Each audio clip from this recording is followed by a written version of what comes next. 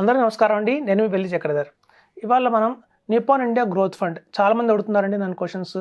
Nippon India growth fund చాలా మంచి fund అంటున్నారు కదా, అందులో నన్ను ఇన్వెస్ట్మెంట్ చేయమంటారా, ఒక 10,000 రూపీస్ ఎస్ఐపి వేయచ్చా అని అడుగుతున్నారు. అయితే మనం చూద్దామండి. యాక్చువల్గా ఏంటంటే ఈ నిప్పాన్ ఇండియా గ్రోత్ ఫండ్ ఏదైతే ఉందో దీని యాక్చువల్గా రిలయన్స్ గ్రోత్ ఫండ్ అండి. ఇది 1995లో అక్టోబర్ 8న స్టార్ట్ అయింది. అయితే ఆ రోజున రిలయన్స్ గ్రోత్ ఫండ్ ఒకటేనా స్టార్ట్ అయింది అంటే చాలామంది తెలియని విషయం ఏంటంటే ఇంకో ఫండ్ ఉందంటే రిలయన్స్ విజన్ ఫండ్. సో ఆ రిలయన్స్ అనే కంపెనీ వాళ్ళు ఆ రోజున 2 ఫండ్స్ లాంచ్ చేశారు యాజ్ ఏ ఎన్ఎఫ్ఓగా, న్యూ ఫండ్ ఆఫర్గా. ఒకే రోజు ఒకే డేట్ 8th అక్టోబర్ 1995న గ్రోత్ ఫండ్ అని ఒక మిడ్ క్యాప్ సంబంధించిన ఫండ్, అలాగే విజన్ ఫండ్ అని ఒక లార్జ్ క్యాప్ సంబంధించిన ఫండ్ లాంచ్ చేశారు. అయితే చూడండి, సపోజ్ ఫర్ ఎగ్జాంపుల్ చెప్తాను. ఆ రోజు ఒక బ్రదర్స్ ఉన్నారు అనుకోండి, 2 అన్నదమ్ములు ఉన్నారు. అన్నయ్య ఏమో నాకు కొంచెం కన్జర్వేటివ్ కావాలి, నేను రిస్క్ ఎక్కువ తీసుకోలేను కాబట్టి నేను లార్జ్ క్యాప్ కోసం తీసుకుంటానని ఒకవేళ రిలయన్స్ వాళ్ళది విజన్ ఫండ్, అదైతే ఇవాళ దాన్నే నిప్పాన్ ఇండియా విజన్ ఫండ్ అంటున్నాము. అలాగే బ్రదర్ ఒక తమ్ముడు ఎవరైతే ఉన్నారో వాళ్ళు నిప్పాన్ ఇండియా గ్రోత్ ఫండ్, అంతే ఆ రోజున రిలయన్స్ గ్రోత్ ఫండ్లో ఇన్వెస్ట్ చేశారు అనుకుందాం. 10 lakhs. ఇతనికి ఏమొచ్చింది 40 కోట్లు, ఈ అన్నయ్యకి వచ్చిందేమో 20 కోట్లు. అంటే చూడండి, ఒకే రోజున మొదలుపెట్టిన 2 ఫండ్స్ ఒకటే ఫండ్ హౌస్ నుంచి వచ్చినాయి. రిలయన్స్ విజన్ ఫండ్ ఇవాళ Nippon India vision fund 2,000 rupees మాత్రమే పెరిగింది, ఇదేమో 4,000 రూపీస్ అయింది. ఆ డిఫరెన్స్ రెండింటి మధ్య చూస్తే 2,000 తేడా ఉంది. అంటే అందులో పెట్టిన వాళ్ళకేమో 20 కోట్లు, ఇందులో పెట్టిన వాళ్ళకేమో 40 కోట్లు వచ్చింది. చూడండి, ఏదన్నా ఒకటే ఫండ్ హౌస్ బాగా టాలెంట్ ఉంటే ఒక డిఫరెన్స్ ఎంత ఉండాలి ఆ రెండింటి మధ్య అంటే ఒక 2 కోట్లు 3 కోట్లు 5 కోట్లు డిఫరెన్స్ అయితే మనం యాక్సెప్ట్ చేయొచ్చు.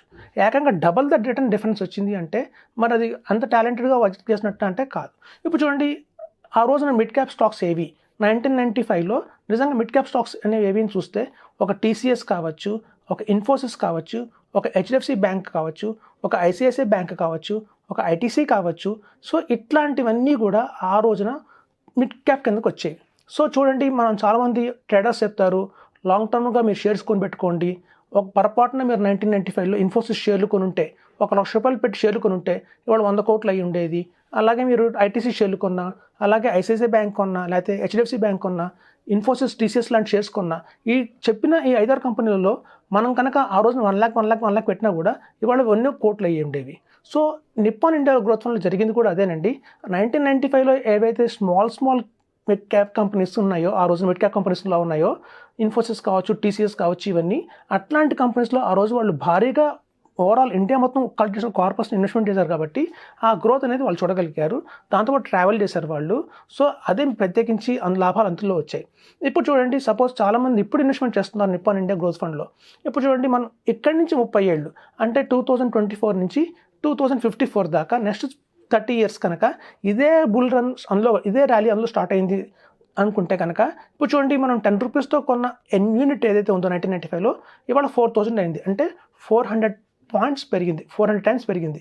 ఇప్పుడు 4,000 యూనిట్ 400 టైమ్స్ పెరగాలి అంటే ఒక్కొక్క యూనిట్ వచ్చి 1,60,000 అవ్వాలి.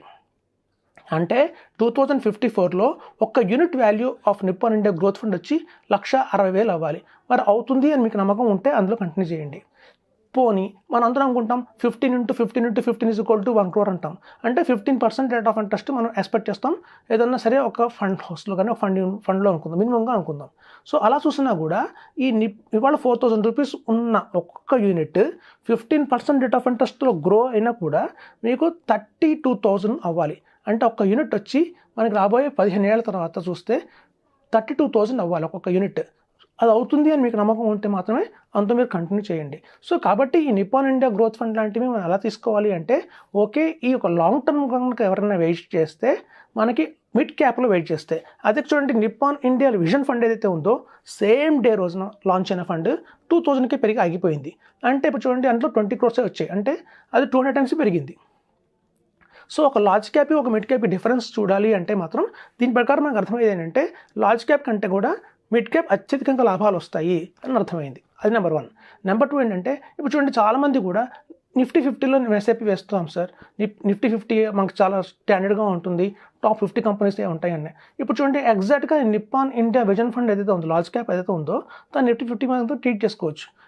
అది బెంచ్ మార్క్ రిటర్న్ ఈక్వల్గా వచ్చినా, బెంచ్ మార్క్ కంటే ఎక్కువ ఇచ్చినా కూడా దాన్ని మనం తీసుకోవచ్చు. సో ఒక large cap fund 30 years travel చేసి మనకి 20 crores వచ్చింది అంటే ఇంకా నిఫ్టీ 50 గురించి ఇంకా మనం ఆలోచించాలి, ఇంకా తక్కువ ఇచ్చింది అని అర్థం. సో ఇంకా తక్కువ ఇచ్చింది అర్థం. సో కాబట్టి ఇండెక్స్ ఫండ్స్ ఎప్పుడైనా గుర్తుంచుకోండి, ఓన్లీ ఫర్ షార్ట్ టర్మ్. అంటే ఒక 3 ఇయర్స్కి 5 ఇయర్స్కి మాత్రమే ఇండెక్స్ ఫండ్స్ మీకు హెల్ప్ చేస్తాయి, కానీ ఒక లాంగ్ టర్మ్లో మాత్రం ఇండెక్స్ ఫండ్స్ మనకి అంత రైట్ అడ్వైజ్ అయితే కాదు, రికమెండేషన్బుల్ అయితే కాదు. సో కాబట్టి ఏంటంటే మార్కెట్లో చాలా మిడ్ క్యాప్స్ ఉంటాయి, అలాగే మీకు మంచి స్మాల్ క్యాప్స్ ఉంటాయి. ఇప్పుడు చూడండి, చాలామంది నిప్పాన్ ఇండియా స్మాల్ క్యాప్ కానివ్వండి, ఎస్బీఐ స్మాల్ క్యాప్ కానివ్వండి, అలాగే క్వాంట్ స్మాల్ క్యాప్ కానివ్వండి, ఇప్పుడు ఒక లాస్ట్ 3 ఇయర్స్లో ఒక స్మాల్ క్యాప్ ఒక వేవ్ వచ్చింది. సో ఆ వేవ్లో ఎవరు నుంచున్నా కూడా టాప్కి వెళ్ళిపోయారు. ఆ టాటాదే కావచ్చు, ఎవరిది జేఎంది ఏమైనా కావచ్చు, ఎవరిదైనా సరే స్మాల్ క్యాప్ అంటే చాలు జుమ్ వెళ్ళిపోయినాయి. సో మనం చూడండి, ఫర్ ఎగ్జాంపుల్ చెప్తాను, గాలి బాగా వస్తుంది అనుకోండి. గాలి బాగా వచ్చినప్పుడు ఒక చిన్న పిల్లాడు గాలిపటం పట్టుకుని దారం పట్టుకుని వెళ్ళిపోయినా కూడా వెళ్ళిపోతుంది, పైకి వెళ్ళిపోతుంది గాలిపటం. వాడు చేసింది ఏం లేదు, జస్ట్ ఏంటంటే గాలికి అలా వెళ్ళిపోయింది. సో అట్లాగే ఇవన్నీ కూడా ఒక వేవ్లో వచ్చాయి. సో వేవ్లో వెళ్ళిపోయిన వాటికి వేవ్ అంతా పోయి ఇప్పుడు చూడండి, కొంచెం ఒక 3 ఇయర్స్ తర్వాత మళ్ళీ ఒక మంచి టర్న్ వచ్చింది అనుకోండి లార్జ్ క్యాప్స్కి. మార్కెట్ కొంచెం బాగా బియర్ మార్కెట్ వచ్చింది, అన్నీ కూడా స్తబ్దుగా అయిపోయినాయి. ఆ టైంలోకి స్మాల్ క్యాప్కి పెద్ద హవా లేదు. అట్లాంటి టైంలో ఏదైతే స్మాల్ క్యాప్ మంచి రిటర్న్ ఇచ్చిందో అది బెస్ట్ స్మాల్ క్యాప్ అని చెప్పొచ్చు. కానివ్వండి, ఒక వేవ్లో వచ్చిన స్మాల్ క్యాప్స్కి మాత్రం ఇది బెస్ట్ అని చెప్పడానికి లేదు. సో కాబట్టి మనం చాలామంది అడుగుతున్నారు, నిప్పాన్ ఇండియా గ్రోత్ ఫండ్లో ఇన్వెస్ట్మెంట్ చేయొచ్చా అని. నేను ఒకటి చెప్తున్నానండి, అది పాస్ట్ పర్ఫార్మెన్స్ చూసి, అందుకే అంటారు మ్యూచువల్ ఫండ్స్లో past performance May are may not repeat in future అంటారు. మీరు చూడండి, అలాగే మీకు మళ్ళీ 400 times పెరగాలి అంటే మాత్రం అది 1,60,000 అవ్వాల్సిందే ఆ యూనిట్. అలా అవుతుందని మీకు దృఢమైన సంకల్పం, నమ్మకం ఉంటే మాత్రం కంటిన్యూ చేయండి.